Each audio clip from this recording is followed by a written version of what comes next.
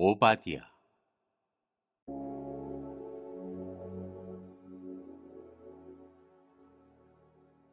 성경의 어느 한 부분을 읽을 때에는 전체 맥락에 비추어 읽어야 합니다.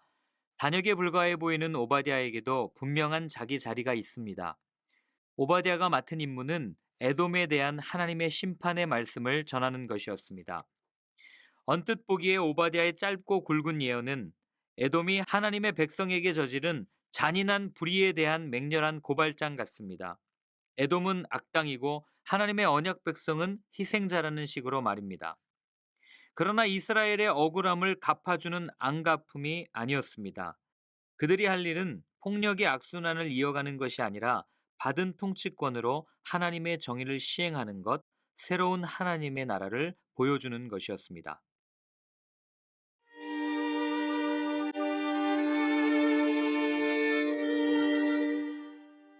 하나님께서 에돔을 심판하시다.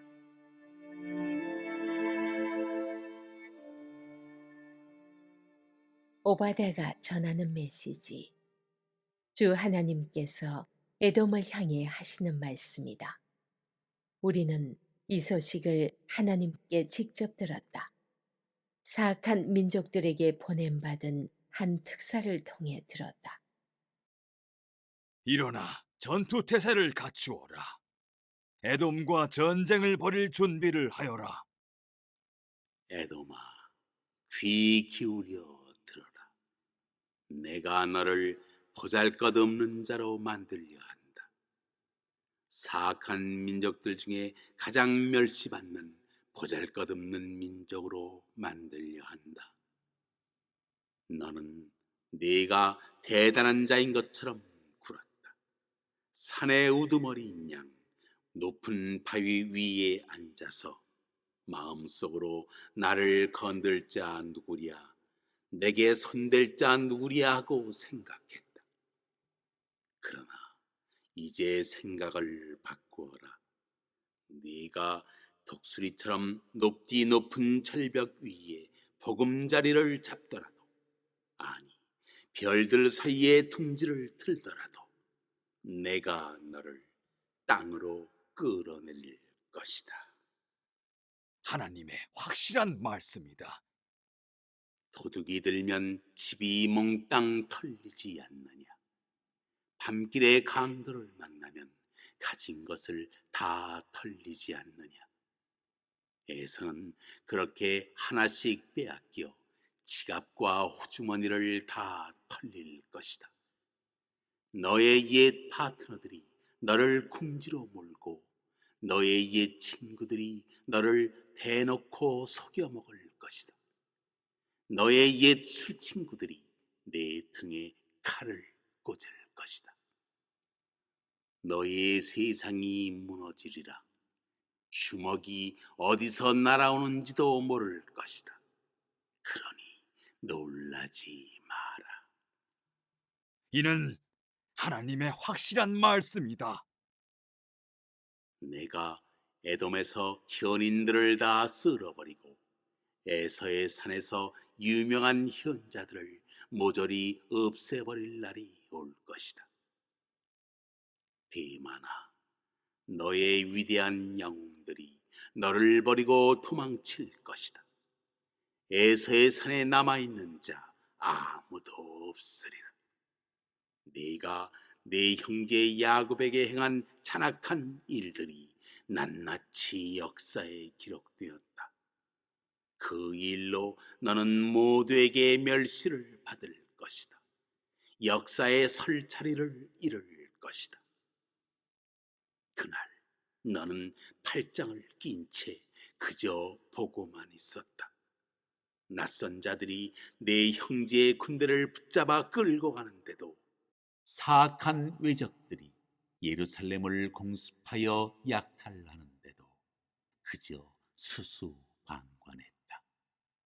너도 그들 못지않게 악질이다. 자기 형제가 얻어맞고 있는데 고소해야 하다니. 그래서는 안 되었다. 유다의 아들들이 진창에 처박히는 것을 보고 깔깔 웃다니. 그래서는 안 되었다. 고생하고 있는 그들에게 큰 소리를 해대다니 그래서는 안 되었다. 삶이 파탄난 그들을 틀에 이용하다니 그래서는 안 되었다. 그들의 고난, 그들의 비참한 모습을 보며 웃고 떠들다니 다른 민족들은 몰라도 너만큼은 그래서는 안 되었다. 얻어맞아 바닥에 쓰러진 그들의 옷을 벗겨가다니 그래서는 안 되었다. 길끝에서 기다리고 섰다가 피난민의 길을 막지 말았어야 했다. 모든 것을 잃고 목숨만 건진 무력한 생존자들에게 등을 돌리다니 그래서는 안 되었다.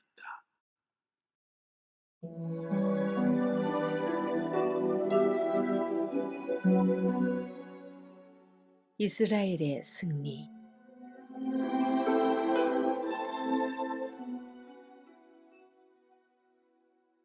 모든 사악한 민족들을 심판하실 하나님의 날이 가까이 왔다. 네가 행한 그대로 네게도 이루어질 것이다. 네가 행한 일이 부메랑이 되어 네 머리를 칠 것이다. 너희가 내 거룩한 산에서 파티를 벌인 것처럼 모든 사악한 민족들이 하나님의 진노를 마시게 될 것이다. 마시고 마시고 또 마시고 그렇게 마시다 꼬꾸라질 것이다. 그러나 시온산은 다르다. 그곳에는 쉼이 있다. 그곳은 안전하고 거룩한 장소. 강탈자들에게 모든 것을 빼앗긴 야곱 가문이 제 것을 다시 찾을 것이다. 그날 야곱 가문은 불이 되고 요셉 가문은 맹렬한 화염이 될 것이며 에서 가문은 밀집이 될 것이다.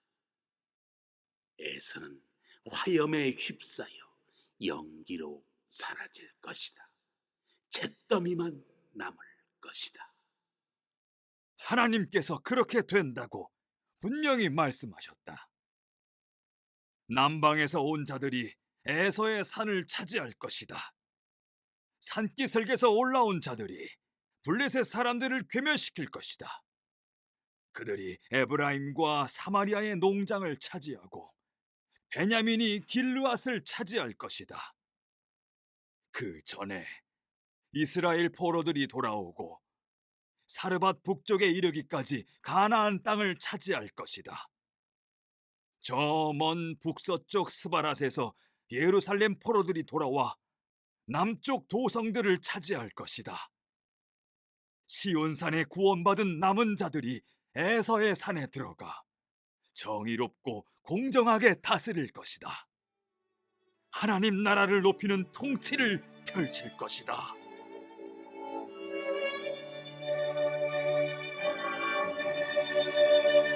에돔의 오만함 심판, 교만이 앞당긴 심판, 동맹국을 통한 심판에 대해 묵상해 보시기 바랍니다. 1절은 오바댜가 받은 환상이 하나님께로부터 내려온 것임을 밝히고 있습니다. 특별히 하나님은 열방 중에 하나님 사자를 보내셔서 열방이 에돔과 전쟁을 벌이도록 역사하고 계십니다. 하나님 사자가 열방을 향해 말을 건네는 모습이 1인칭 직접 화법으로 기록되어 있어서 생생함이 더해집니다.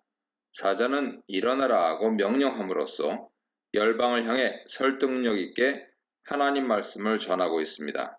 이제 열방이 일어나 에돔과 싸움으로써 에돔은 전쟁의 위협 가운데 빠지게 될 것입니다. 하나님께서 에돔을 심판해야 하는 첫째 이유로 제시하신 것이 바로 에돔의 교만입니다. 2절에서 하나님은 에돔을 매우 작게 하셨기에 에돔이 열방 중에서 멸시를 당하게 되었다 말씀하십니다. 왜 에돔을 작게 해야 합니까? 그것은 스스로 교만해졌기 때문이죠. 3절은 에돔의 교만이 에돔 자신을 속였다고 말씀하십니다. 에돔의 교만이 3, 4절에서 여러 가지 모습으로 비유적으로 표현되는데요. 에돔은 바위 틈에 거주하며 높은 곳에 사는 자로 묘사됩니다.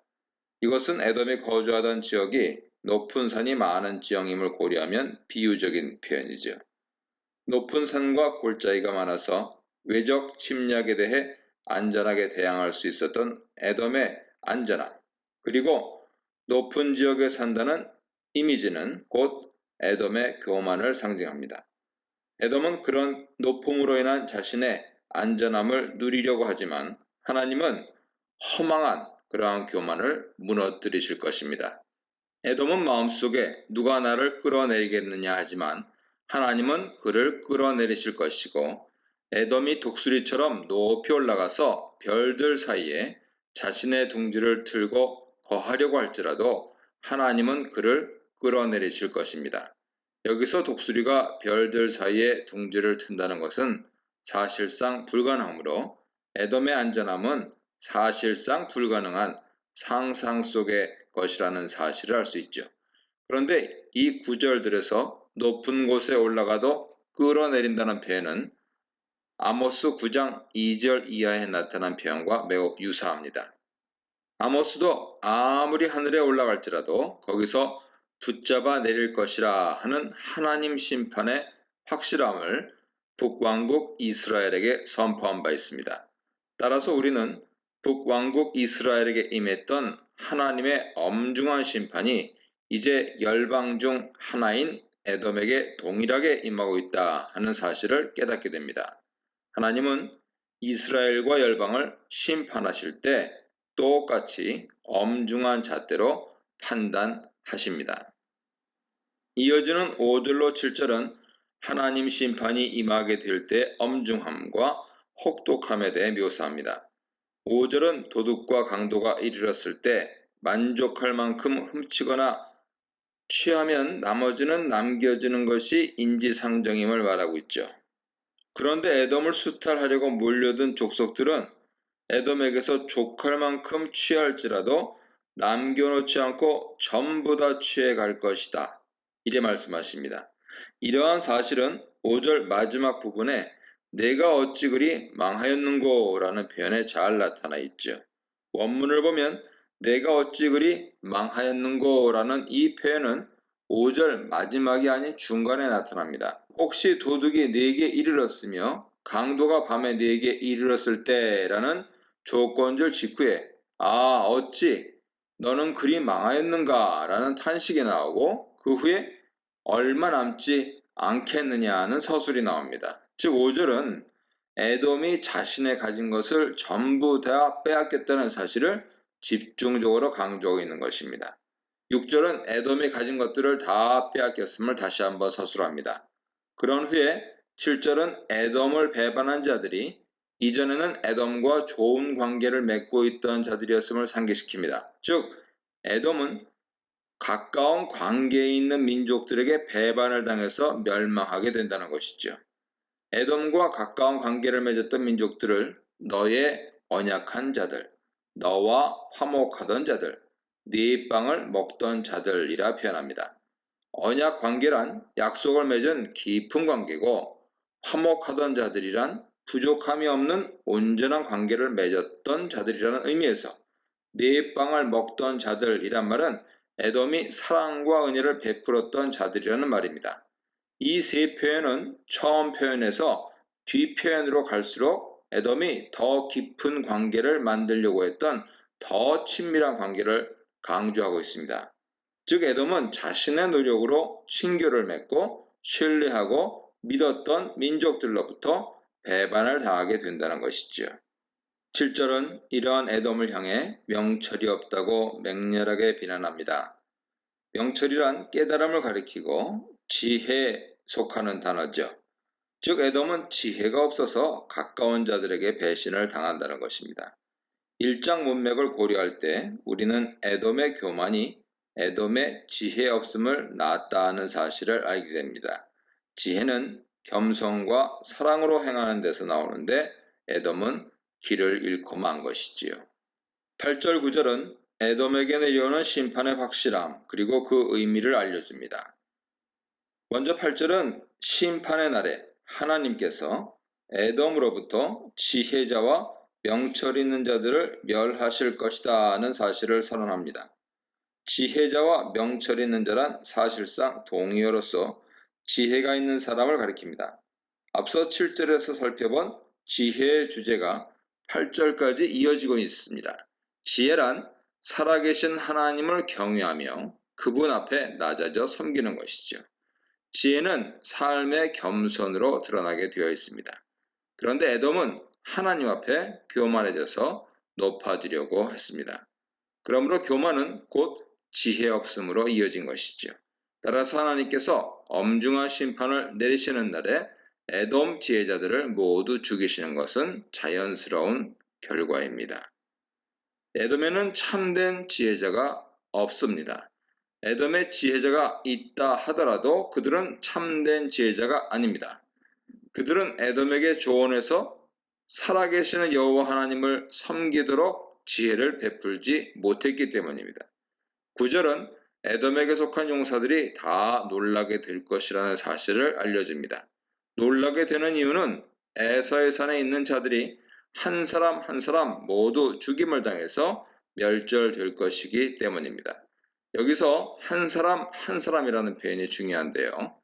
에돔에 속한 자는 단 한 사람도 멸망으로부터 피하지 못할 것입니다. 하나님 심판이 그만큼 엄중하기 때문이죠. 이런 심판이 임하여서 모두 멸망할 것이기 때문에 드만 지역 용사들은 이 전쟁을 보고 놀랄 것입니다. 하나님 능력이 열방을 통해서 에돔에게 심판으로 임했고 결국 에돔이 교만했기 때문에 그러한 결과가 임하게 된 것임을 모든 사람들이 실제로 눈앞에서 목격함으로 깨닫게 될 것이라는 의미입니다. 큐티라이프 김목사입니다. 오바댜 1장 10절로 21절입니다. 형제에게 행한 대로 돌려받는 심판, 예루살렘을 안전한 거처로 돌려줄 구원, 형제의 아픔을 외면한 에돔의 폐륜에 대해 묵상해 보시기 바랍니다. 10절부터는 에돔의 두 번째 죄악을 기술하고 있는데요. 하나님께 대한 교만죄로 인해서 심판을 받게 되었음을 앞서 말했는데 이제 10절로 16절은 에돔이 형제 나라인 유다에게 포악의 죄를 범했기 때문에 심판받게 됨을 기술합니다. 10절은 그런 설명의 도입부로 에돔이 야곱에게 행한 포악 때문에 수치로 뒤덮이게 될 것이라 경고합니다. 결국은 영원한 멸망이라는 사실도 덧붙이죠. 그렇다면 에돔이 남왕국 유다에게 저지른 포악이 무엇인가? 그 내용이 11절로 14절에 기술되어 있습니다. 11절은 이방인이 예루살렘을 무너뜨릴 때 에돔은 예루살렘을 돕지 않고 멀리 서서 관망하기만 했음을 지적합니다. 이렇게 예루살렘을 돕지 않은 에돔은 또한 정작 그 이방인들이 예루살렘을 수탈하기 위해 제비를 뽑아 구역을 정할 때 그 제비 뽑기에 참여했다고 본문은 고발합니다. 즉 도움을 베풀어야 할 상황에서는 방관하고 재산을 나눌 때는 와서 수탈에 동참한 것이죠. 에돔의 이중성 그리고 지극히 이기적인 모습을 잘 드러내고 있습니다. 12절로 14절은 더 자세한 에돔의 범죄 행위를 고발하는데요. 에돔은 예루살렘이 재앙을 당한 날에 방관했을 뿐 아니라 기뻐했고 또한 입을 크게 벌렸습니다. 또한 예루살렘 정문에 들어가서 그 재물에 손을 댔고 예루살렘에 도망하는 자들을 길거리에서 끌어내서 죽게 만드는 그 살육에 동참했습니다. 죽음을 피해 살아남은 자를 원수인 바벨론 제국에 넘겨주기도 했습니다.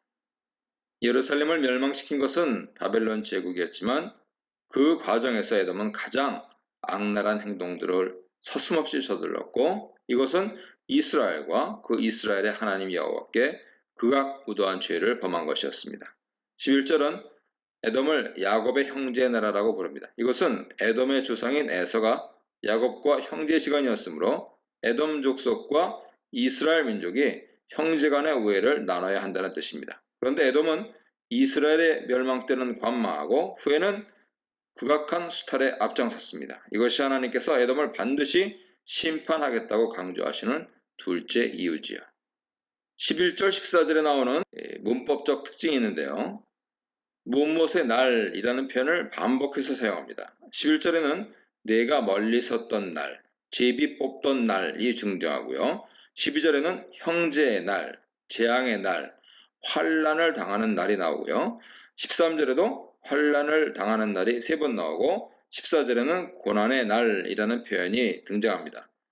이 날이라고 하는 표현은 예루살렘이 멸망한 날을 가리킵니다. 그런데 이 날의 개념이 15절로 넘어와서는 만국을 향한 여호와의 날과 대조됩니다. 15절에 만국을 향한 여호와의 날은 하나님께서 열방에 내려오시는 날이죠. 11절로 14절이 여호와의 날이 이스라엘에게 임한 시간을 표현하고 있다면 15절은 여호와의 날이 열방에게 임하는 시간을 표현하고 있는 것입니다. 15절이 에돔을 향한 여호와의 날이 아닌 열방을 향한 여호와의 날로 표현되고 있음에 주목해야 합니다. 물론 이 날은 에돔을 심판하시는 날인데 이 심판이 곧 열방에게 내리는 심판이라 기술된 것입니다. 이것은 오바댜서의 에돔 심판이 곧 열방 심판을 위한 하나의 모델이 된다는 사실을 보여주죠. 에돔은 열방을 향한 하나님의 신적 행동을 보여주는 예입니다. 에돔에게 내려오는 심판의 엄중함은 네가 행한 대로 너도 받을 것이라는 표현에서 잘 드러납니다.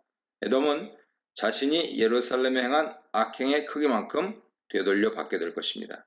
그들이 예루살렘 성전에서 마음대로 먹고 마시며 예루살렘을 능멸한 것처럼 하나님은 똑같이 에돔에게 행하실 것입니다. 17절 이하에는 에돔에게 내려오는 심판이 어떻게 이루어지는지에 대한 구체적인 그림 언어들이 나옵니다. 그 심판 과정에서 하나님 심판의 도구로 쓰이는 민족은 다름 아닌 이스라엘 민족입니다. 그들은 시온산에 피해서 여호와의 심판에서 벗어나게 될 것입니다. 뿐만 아니라 그들은 불꽃이 되어 에돔 족속을 지푸라기로 삼아 크게 불태울 것입니다. 여기서 불은 호세아, 아모스에서 계속 등장한 하나님 심판 이미지와 긴밀하게 연결됩니다. 불은 하나님의 심판인데 그 심판의 도구가 바로 이스라엘 민족이죠. 이 불이 너무 거세게 불어서 에돔 족속은 남은 자가 없게 될 것입니다. 이렇게 이스라엘은 심판의 도구로 사용되는데 그 후 그들은 이스라엘 주변에 빼앗긴 땅을 되찾게 됩니다. 19절에는 가나안 남쪽 지방인 네겝 지역에 거주하는 유대인들이 에서의 산을 차지하게 될 것과 서쪽에 셰펠라 지역에 사는 유대인들이 블레셋을 물리치고 땅을 차지하게 될 것을 말하고 있습니다. 또 그들은 북왕국 이스라엘이 다스렸던 에브라임들, 사마리아들을 얻게 될 것이고 요단 동편 길르앗까지 얻게 될 것입니다.